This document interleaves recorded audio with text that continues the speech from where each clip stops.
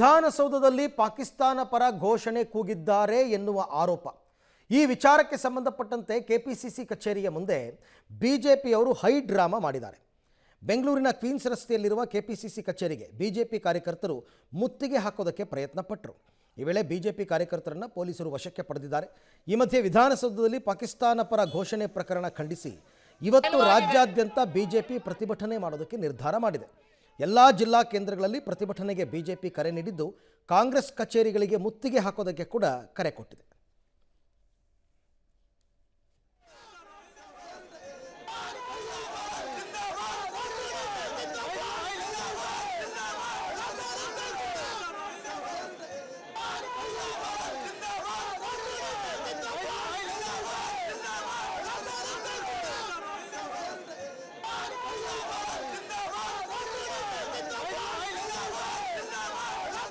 ನಿನ್ನೆ ನಜೀರ್ ಅಹಮದ್ ಅವರು ಅಧಿಕೃತ ಘೋಷಣೆ ಆಯ್ತಲ್ಲ, ರಾಜ್ಯಸಭಾ ಸದಸ್ಯರಾಗಿ ನೂತನವಾಗಿ ಆಯ್ಕೆಯಾಗಿದ್ದು, ಅವರ ಅಭಿಮಾನಿಗಳು ವಿಧಾನಸೌಧದಲ್ಲಿ ಅವ್ರನ್ನ ಎತ್ತು ಕುಣಿದು ಸಂಭ್ರಮ ಪಡ್ತಾ ಇದ್ರು. ಆಗ ಹಿಂಭಾಗದಿಂದ ಪಾಕಿಸ್ತಾನ್ ಜಿಂದಾಬಾದ್ ಜಿಂದಾಬಾದ್ ಜಿಂದಾಬಾದ್ ಪಾಕಿಸ್ತಾನ್ ಜಿಂದಾಬಾದ್ ಅಂತ ಯಾರೋ ಕೂಗಿದ್ದಾರೆ ಅನ್ನುವಂತಹ ಆರೋಪ ಕೇಳಿಬಂದಿದೆ.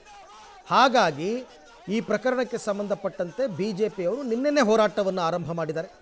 ಬೆಂಗಳೂರಿನ ಕ್ವೀನ್ಸ್ ರಸ್ತೆಯಲ್ಲಿರ್ತಕ್ಕಂಥ ಕೆಪಿಸಿಸಿ ಕಚೇರಿಗೆ ಬಿಜೆಪಿ ಕಾರ್ಯಕರ್ತರೆಲ್ಲರೂ ಕೂಡ ಮುತ್ತಿಗೆ ಹಾಕೋದಕ್ಕೆ ಪ್ರಯತ್ನ ಪಟ್ಟಿದ್ದಾರೆ. ಈ ಸಂದರ್ಭದಲ್ಲಿ ಬಿಜೆಪಿ ಕಾರ್ಯಕರ್ತರನ್ನು ಪೊಲೀಸರು ವಶಕ್ಕೆ ಪಡೆದಿದ್ದಾರೆ. ವಿಧಾನಸೌಧದಲ್ಲಿ ಪಾಕಿಸ್ತಾನ ಪರ ಘೋಷಣೆ ಪ್ರಕರಣ ಏನಾಯಿತು, ಇದನ್ನು ಖಂಡಿಸಿ ಇವತ್ತು ರಾಜ್ಯಾದ್ಯಂತ ಬಿಜೆಪಿ ಪ್ರತಿಭಟನೆ ಮಾಡೋದಕ್ಕೆ ನಿರ್ಧಾರವನ್ನು ಮಾಡಿದೆ.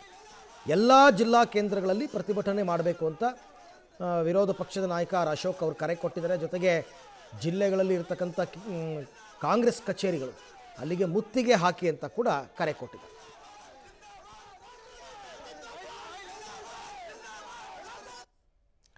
ಈ ನಡುವೆ ಹೈಗ್ರೌಂಡ್ಸ್ ಪೊಲೀಸ್ ಸ್ಟೇಷನ್ ಮುಂಭಾಗದಲ್ಲಿ ಕೂಡ ಬಿಜೆಪಿ ಕಾರ್ಯಕರ್ತರು ಹಾಗೂ ಕಾಂಗ್ರೆಸ್ ಕಾರ್ಯಕರ್ತರ ನಡುವೆ ಒಂದು ರೀತಿ ಮಾತಿನ ಚಕಮಕಿ ನಡೆದಿದೆ.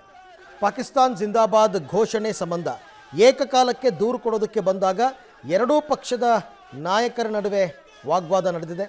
ಅರವಿಂದ್ ಬೆಲ್ಲದ್ ಹಾಗೂ ಕಾರ್ಯಕರ್ತರು ಕಾಂಗ್ರೆಸ್ ಕಾರ್ಯಕರ್ತರಿಗೆ ಯಾರಿವರು ಅಂತ ಪ್ರಶ್ನೆ ಮಾಡಿದ್ದಾರೆ. ಈ ವೇಳೆ ಕಿತ್ತಾಡಿಕೊಂಡಿದ್ದಾರೆ.